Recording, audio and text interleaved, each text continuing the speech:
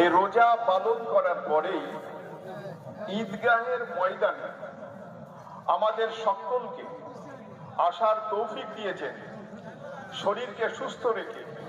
সে কারণেই আমরা আল্লাহ পাক যেটা সব থেকে পছন্দ করেন, সব থেকে ভালোবাসেন, যে আল্লাহর বান্দারা আল্লাহর প্রশংসা করুন, সেই আল্লাহর সন্তুষ্টির উদ্দেশ্যে আমরা সকলেই উচ্চস্বরে একবার আল্লাহর প্রশংসা করি, বলি আলহামদুলিল্লাহ। তাজদারে মদিনা দুলালে আমিনা সাইয়্যিদুল আউয়ালিন ওয়াল আখিরিন ইমামুল আম্বিয়া হযরতে মুহাম্মদ সাল্লাল্লাহু আলাইহি ওয়াসাল্লাম। আল্লাহ পাক যাকে সবারই আগে তৈরি করেছেন আর সবারই শেষে একেবারে দিনকে বোঝাবার জন্য, জান্নাত জাহান্নামকে বোঝাবার জন্য, আখিরাতকে বোঝাবার জন্য আমাদের মাঝে পাঠিয়ে